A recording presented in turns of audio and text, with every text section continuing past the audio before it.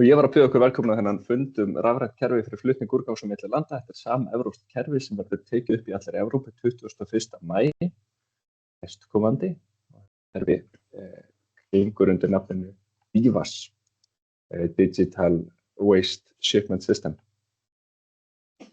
Og kannski bara áður en við byrjum fyrir hvernig þessi fundur, þið eru nú mætt hérna á þennan fund, þannig ég gerir ráð fyrir hann sé fyrir ykkur, en þetta er fundur fyrir alla tilkynnendur og miðlara úrgangs. Fyrir flutningafyrirtæki líka, fyrirtæki sem eru kannski ekki að framleiða úrgang eða safna honum, eru ekki heldur að vinna úr honum, en eru að flytja hann milli staða, þið eiga heima á þessum fundi líka. Opinber stjórnvöld og eftirlitsaðilar hafa mikið gagn að því að vera hérna, saman með þjónustuaðilar, þeir sem eru ráðgjafar fyrir þessi fyrirtæki sem eru að sýsla með úrgang.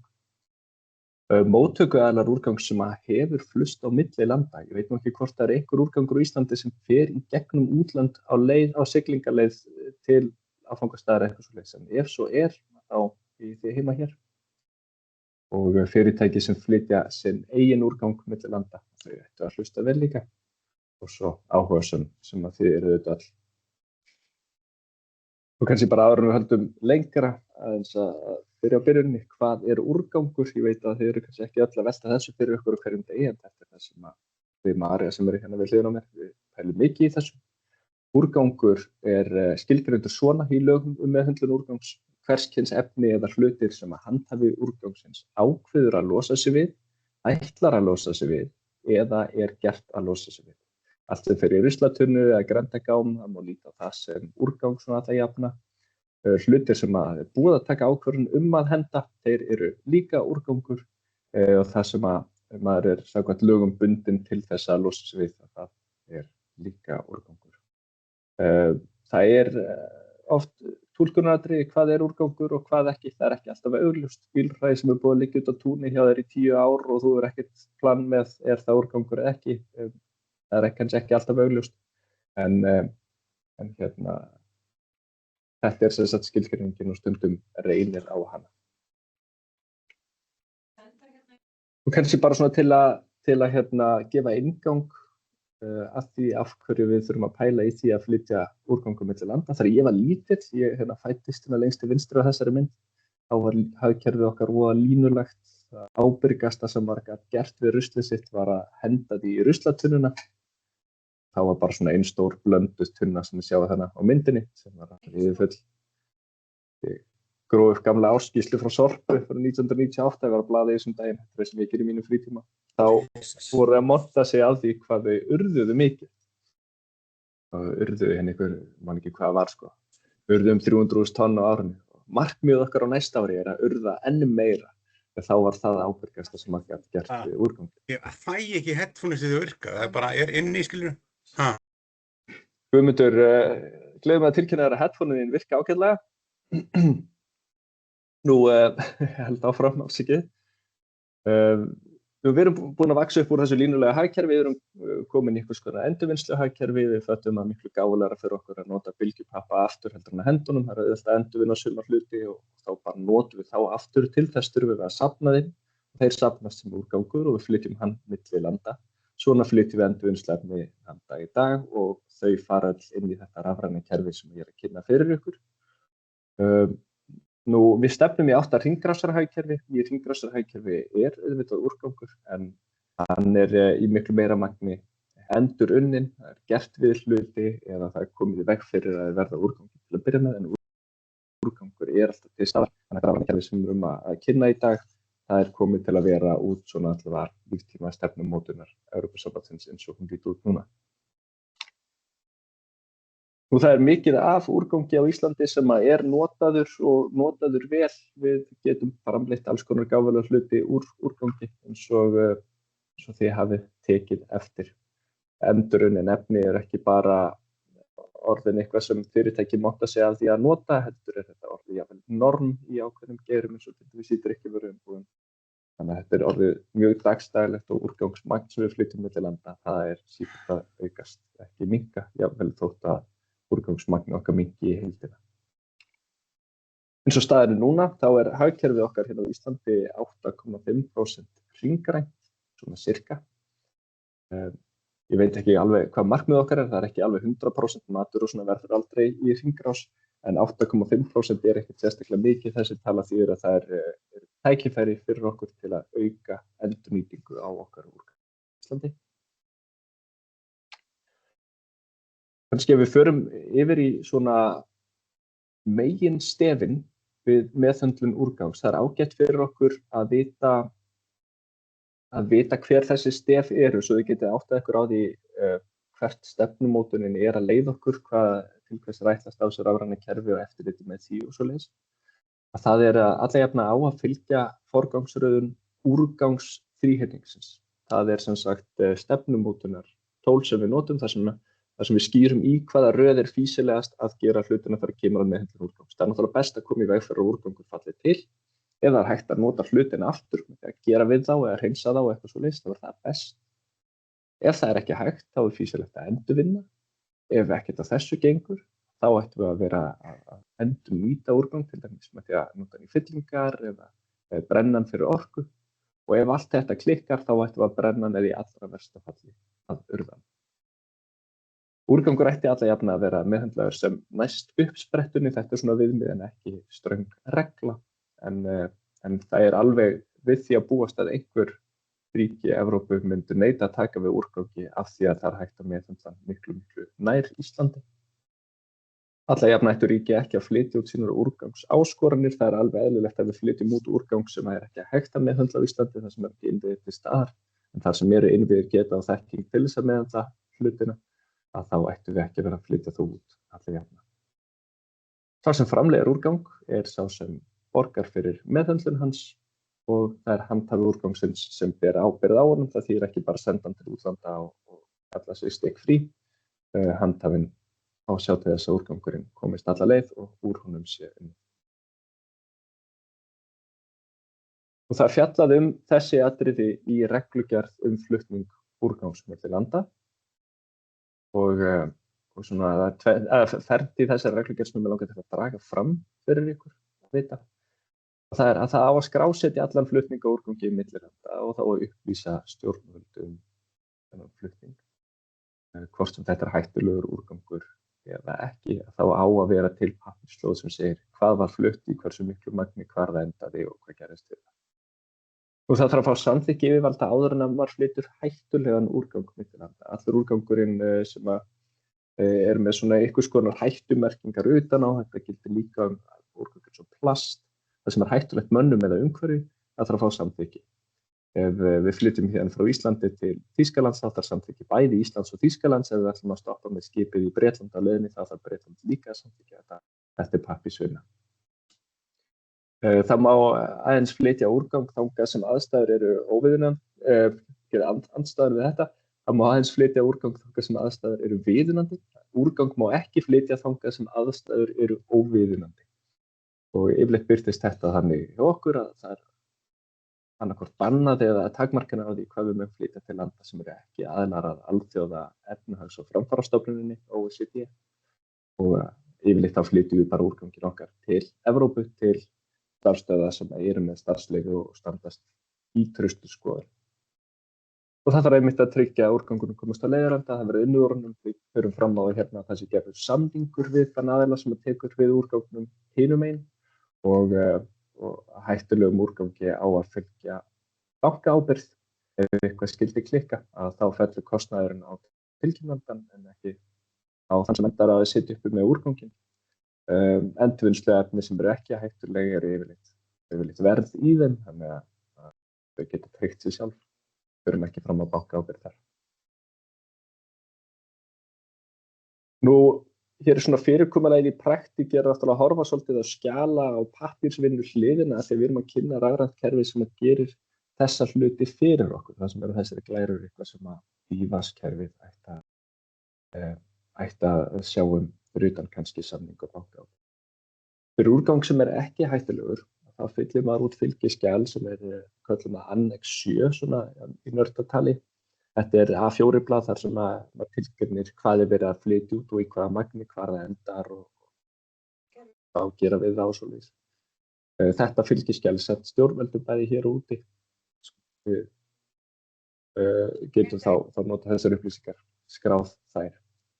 Það auðvitað mikilvægt fyrir okkur að geta haldið rétt bókhald svo við vitum hvað við erum að henda miklu drasli og hvar það endar. Og líka þannig að úrgangur sé ekki að hverfa neins staðar í kerfinu.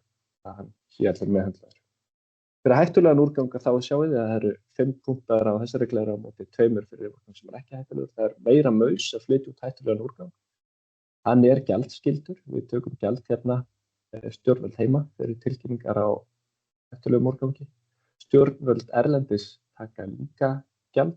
Við farið í gegnum 5 umflutningslönd að þann úrgangur stuða þá alveg líklegt að þessi 5 ríki taki gjald fyrir tilkynningar. Þannig að þetta getur kostað pening.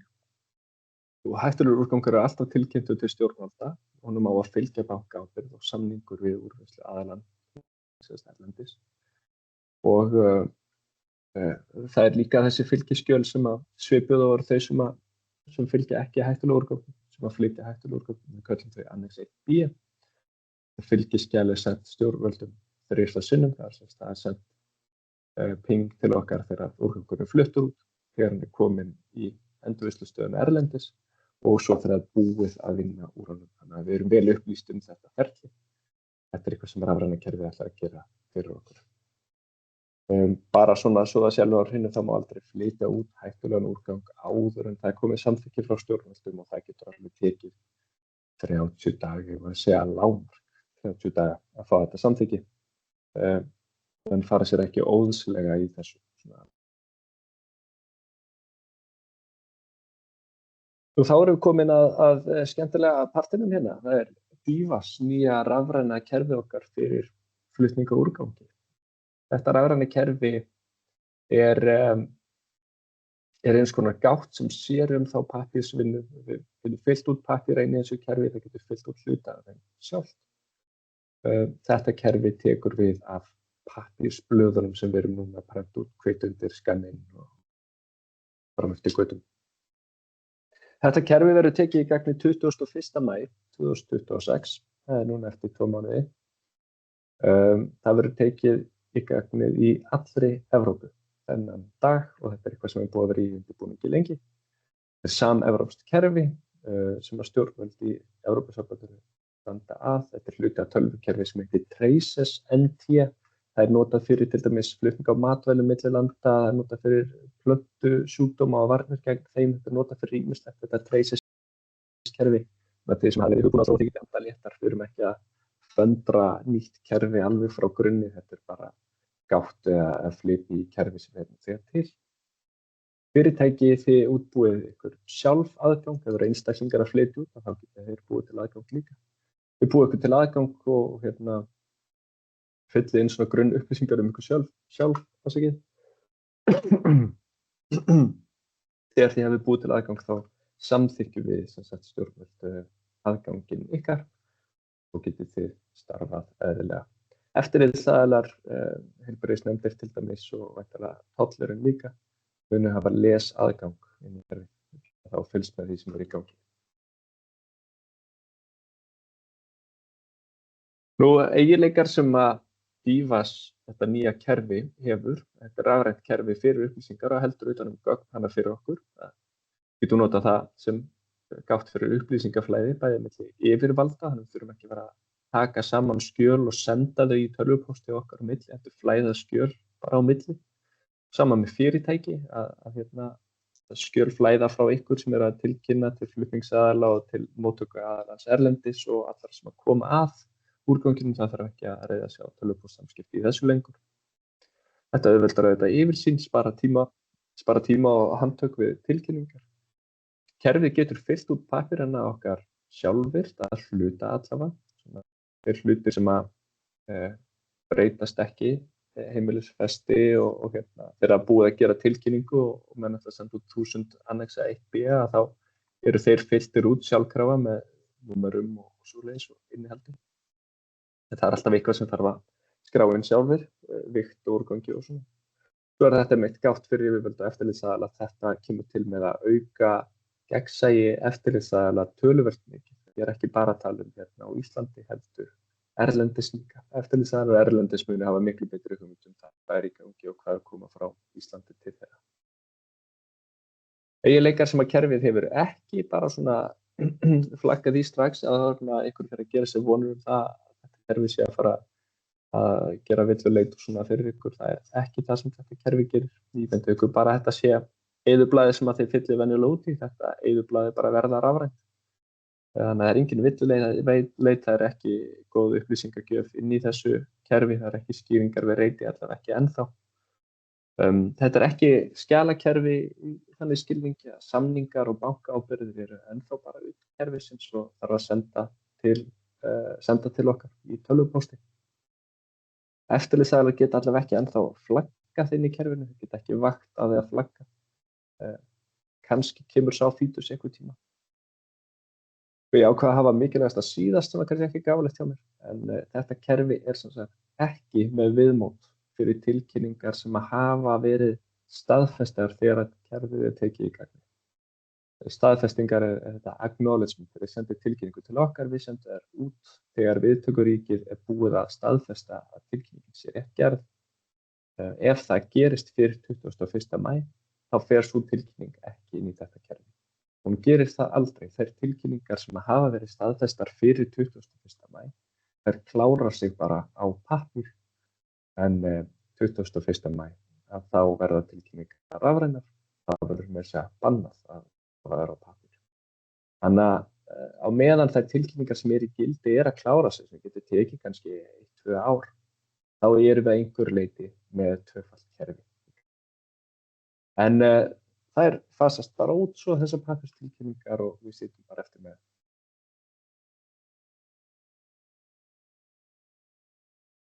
Og bara svona að þessu praktískasta, hvernig skráum maður sig inn í kerfið og svoleiðis. Við förum í gegnum EU-login, þetta sem sagt innskráningakerfi Evrópusambandsins. Ég hérna með skjáskot af EU-logininu, maður skráir sig með netfangi, þannig nýskráning, netfang og lykilorð.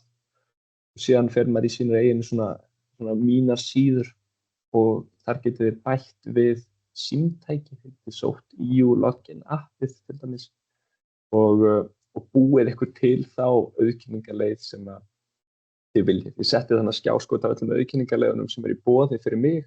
Við getum þannig að nota ef við erum með rafræn skilríki á korti, hægt að nota þau, hægt að nota QR-kóða í appinu, hægt að hafa PIN-númer og það lukkar svolítið skeri en þetta voða meðfærlegt. Þið sjáið að í þessum auðkenningartólum ekki rafræn skilríki nema þau sem á korti. Þannig að ef þið eru ekki með rafræn skilríki á korti, þá meina ég svona alvöru gamaldags kreditkorti, ekki í símakorti, að þá munum við sem sagt hjá Umhverfis- og Orkustofnun, við munum þurfa að sannreyna notandann ykkar. Allavega fyrsta notandann, ekki allavega, bara fyrsta notandann. Fyrsti notandinn sem skráir sig þannig inn og skráir nýtt fyrirtæki inn í kerfið, hann gerir það bara með þess skráð. Það ekkert mál að gera það, ég bara funda mig við það núna í vikunni. Það ekkert mál, en fyrsti notandi fyrir fyrirtæki, hann verður það sem heitir master. Masterinn hefur þá í rauninni vald til að bæta við öðrum notendum. Hann getur bætt við öðrum masterum, en hann getur líka bara bætt við venjulegum notendum. Allir notendur eru jafngildir í kerfinu, þeir geta allir gert allt, nema masterinn getur bætt við nýjum notendum. Og við munum þá þegar fyrirtæki til að skrá ykkur inn fyrir hönd fyrirtækis, eða skrá ykkur inn og stofnið fyrirtækið þannig inn, þá munum við hjá Umhverfis- og Orkustofnun sannreyna bara með því að hafa samband við fyrirtækið og væntanlega við formann eða framkvæmdastjóra eða prókúruhafa og biðja þá bara thumbs up. Já, þessi manneskja hefur umboð frá okkur til þess að vera master inn í þessu kerfi. Svo þegar við erum búin að stofna fyrirtæki þarna inni, hljómar allt mjög flókið, þetta ekkert mál. Meira þess að ég gat gert þetta án leiðbeininga. Þegar við erum búin að stofna notenda þannig að við stofna fyrirtæki þannig inni, þá þetta skrá margar starfsstöðvar á fyrirtæki. Ef við erum með starfsstöð á mörgum landshornum og flytjið út úrgang frá mörgum starfsstöðum, þá gerir það bara þannig inn í kerfinu, búið til margar starfsstöðar, ekki vera búið til mörg fyrirtæki nema að séu margar kennitölur bakvið. Þegar þið notið kerfið þá hafið þið nokkra valkosti við við það hvernig þið nálgist, en nokkra, köllum nú bara 2 hérna, kannski, helstu valkosti. Það vefviðmótið, GUI eða Graphical User Interface. GUI vefviðmót, þetta bara heimasíða sem þið loggið ykkur inn í og notið músina til að, og lyklaborðið til að skrá inn í reitið. Þetta það sem að flest okkar kannski að fara að nota. Þetta eitthvað sem ég ætla að sýna ykkur aðeins á eftir, hvernig þetta lítur út. Innskráningin þannig gegnum EU-login, það tilkynningar og skjölur skráð handvirkt og við hérna umhverfis Orkustofnun, við munum líka nota þetta þegar við förum yfir ykkar tilkynningar. Svo hinn valmöguleikinn, það sjálfvirk sítenging eða API-tenging. Þetta eitthvað sem að bara fyrirtæki sem með mikið magna tilkynningum að íhuga að nota og íhugið það vel, af því þetta hérna tæknilega flókið. Það til tækniforskrift fyrir þennan API og hvernig á að tengjast honum. Lausnin ekki alveg tilbúin ennþá, bara svo þið vitið. En þetta ekki, ég ætla bara að vara ykkur við, þetta ekki eins og að tengja hérna matasónatölunar í skjá í mötuneytinu. Þetta ekki þannig API, sko. Þetta fullorðinsútgáfan. Tækniforskriftin 80 blaðsíður og þetta þetta alvöru vinna að tengjast þarna. En ef þið hafa áhuga á þessu, þá tengi ykkur bara beint við API-tenginguna, því að umhverfis Orkustofnun þurfum ekkert að koma nálægt því frekar en við viljið. Við höfum ekkert með þessa API-tengingu að gera, hún beint frá Evrópusambandinu. Það engin þjónusta héðan, við erum ekki með forritara en eitt sem að þjónusta þessa API-tengingu, það allt saman bara Evrópusambandinu. Og ágætt að vita á því ef þau eru að hugsa að fara þessa leið, láta okkur þetta við. Það neðst sett í BOLT, FT-kerfinu, Electronic Freight Transport Information System, ég man ekki hvað það stendur fyrir, en alltaf hérna, þetta eru svona rafræn farmflutningskerfi sem eru notuð í Evrópusambandinu. Þau hafa ekki verið tekin upp í EES-samningin, þannig að það ekki víst að fyrirtæki á Íslandi sé að nota þetta. En ef þið eru að nota þetta, sérstaklega kannski fyrirtæki sem eru að sinna flutningum, að þá ættu þessi rafrænu kerfi að geta talað ágætlega við API-tenginguna. DIVAS-kerfið hannað þannig að hérna, ef þið notið þessi FT-kerfi þá láta okkur vita og það gæti þá verið gáfulegt að tengjast bara beint í gegnum API. Ég var beðinn að segja nokkur orð nýja reglugerð flutning úrgangs sem var samþykkt hjá Evrópusambandinu 2024. Við hérna á Íslandi störfum eftir reglugerð frá 2006, 10-13-2006. Þessi nýja reglugerð flutning úrgangs kemur í staðinn fyrir þá reglugerð og DIVAS-kerfið, þetta rafræna kerfi, byggir á þessari reglugerð 2024-1157. Það taka skýrt fram hérna að þessi reglugerð gildir ekki á Íslandi, ekki ennþá að minnstakosti. Hún bara inn í nefnd sameiginlegu EFTA-EES-nefndinni og gildir ekki hér. Ég var beðinn samt að ræða örstutt megininntakið í þessari reglugerð. Reglugerðin fjallar til dæmis plast, setur aðeins strangari kröfur á flutning plasts milli ríkja, bannar til dæmis flutning á plasti til ríkja sem tilheyra ekki alþjóða efnahags- og framfarastofnuninni og hættulaust plast til ríkja sem tilheyra alþjóða efnahags- og framfarastofnuninni að það þarf að tilkynna það til okkar sem setja í gegnum svona tilkynningaferli, þetta 30 daga ferli. Þannig að það kannski eitthvað til að draga fram þannig að ríki Evrópu að þau eru að byrja að gera þetta núna 21. maí og þá vilja þau fá tilkynningar fyrir plast. Það eru líka breyttir ferlar á ólöglegum flutningi úrgangs. Það búið að hækka þröskuldina aðeins hvenær verkferillinn fyrir ólöglegan flutningi virkjaður. Það ekki nóg að sé stafsetningarvilla í einhverjum annex en hérna kannski það aðeins meira til. En í staðina þá eru settar til dæmis refsingar fyrir ólöglegan flutning á úrgangi. Það getur verið talið glæpur að flytja úrgang ólöglega til ríkja. Sjáum að úrgangsglæpir hafa verið að aukast í Evrópu og þetta viðbragð því en eins og ég segi, þessi reglugerð ennþá í sameiginlegu nefndinni og allt sem tengist refsingum tekur ekstra langan tíma að ræða og svo þegar það búið að afgreiða þetta úr nefnd þá tekur einhvern tíma að innleiða þetta á Íslandi. Við gerum ekki ráð fyrir að þessi reglugerð verði hér í gildi á allra næstunni. Og það verður auðveldara að flytja endurvinnsluefni milli ríkja. Það verður í staðinn erfiðara að flytja úrgang til förgunar. Það verður meira sem svona svona almennt bann við því að flytja úrgang til förgunar nema, og svo eru ansi margar klausur í nema, við fellum undir eina þeirra, við erum ekki með innviði hérna til þess að brenna úrgang til orkuendurnýtingar. Nú, þessi nýja reglugerð tala betur við reglugerðir Evrópusambandsins. Svo reglugerðin umbúðir, rafgeymar, raftæki, ökutæki og þýðingarmikil hráefni.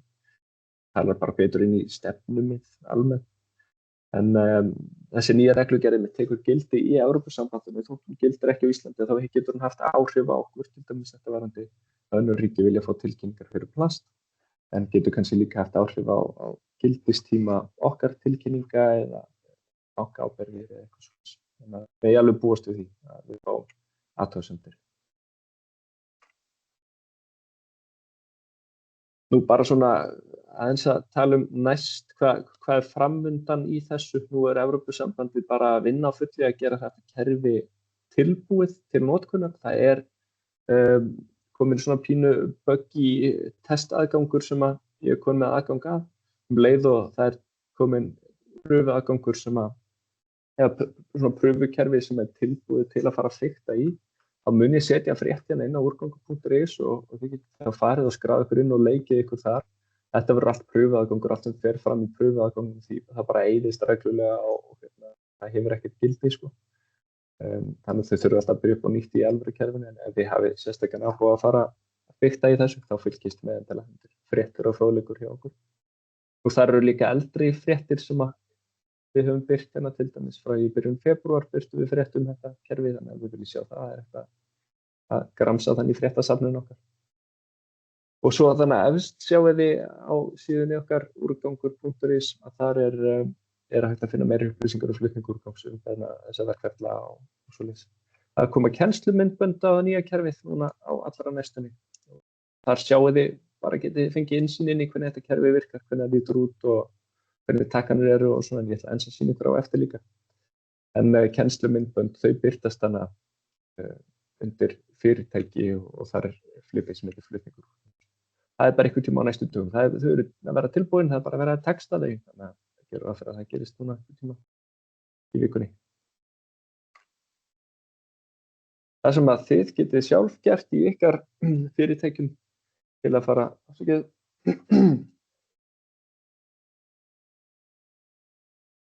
að losna við kvefið sem allir eru með.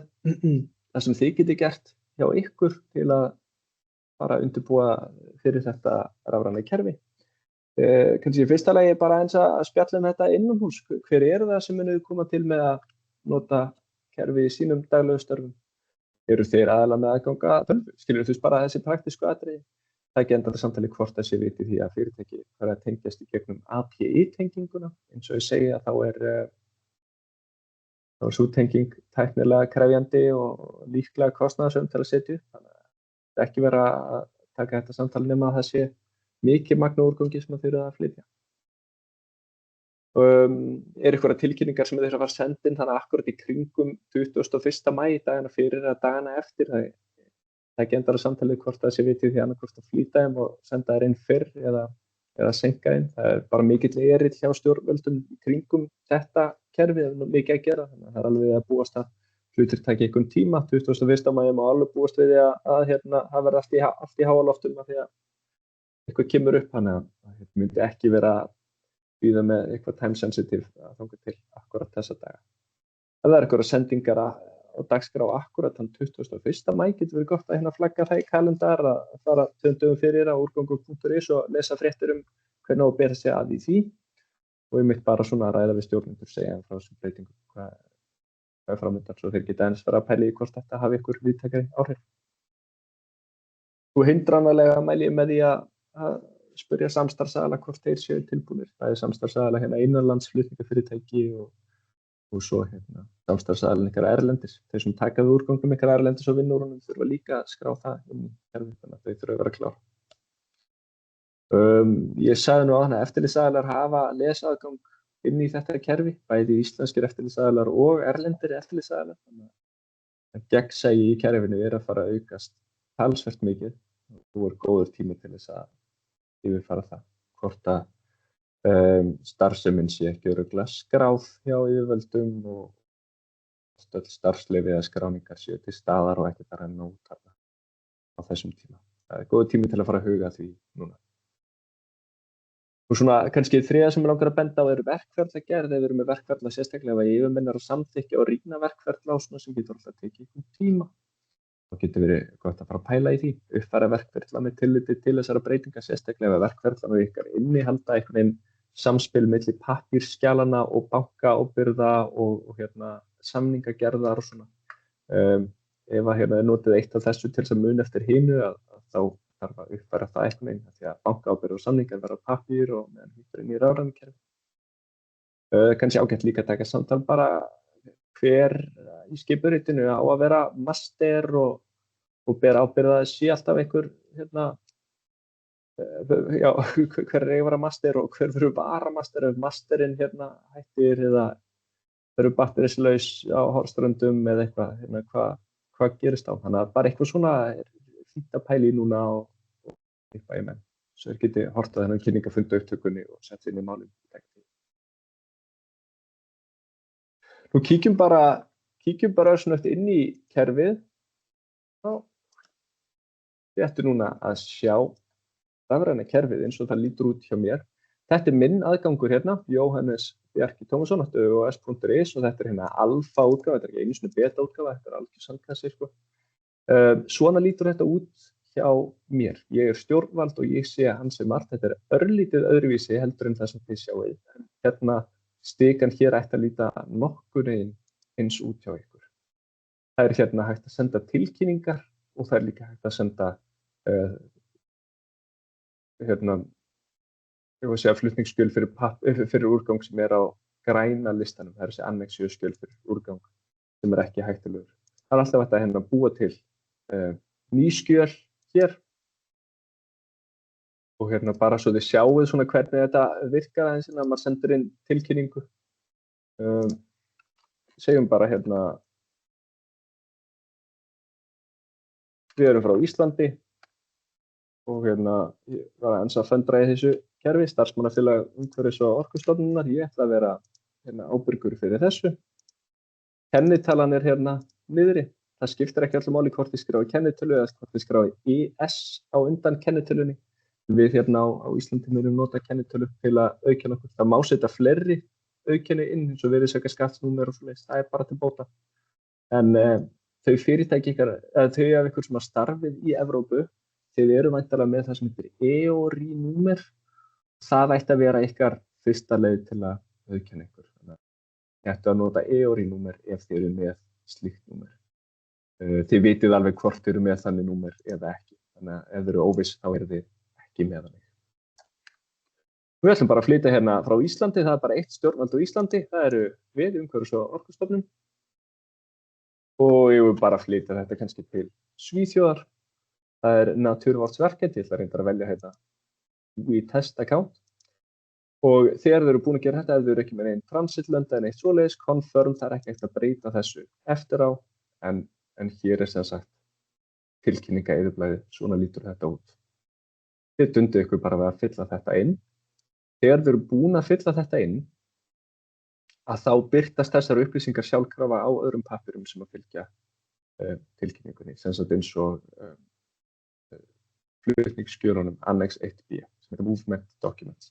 Þau fyllast út sjálfkrafa með þessum upplýsingum. Ef við segjum til dæmis að við ætlum að hafa 100 sendingar, að leið og ég bý til fyrsta flutningsskjalið þá er það sjálfkrafa númerað, númer 1, það er allar upplýsingarna í tilkynningunni fylgja með sjálfkrafa.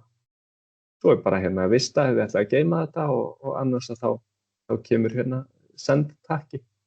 Þetta er í sjálfu sér ekkert flókið í notkun. Við getum svo haft yfirlit yfir allar eitthvað tilkynningar og svona þannig inn í þessu kerfi. Svona lítur þetta út. Ekki kannski gullfallegt en fallegra heldur en 3 skannaðir undirskrifaðir pappírar. Ég var svo bjartsýn ég sagði nú er nægur tími fyrir spurningar og það er svo 25 mínútur. En ef þið hafið spurningar þá bara réttið upp hönd og látið vaða. Fleira er það ekki frá mér.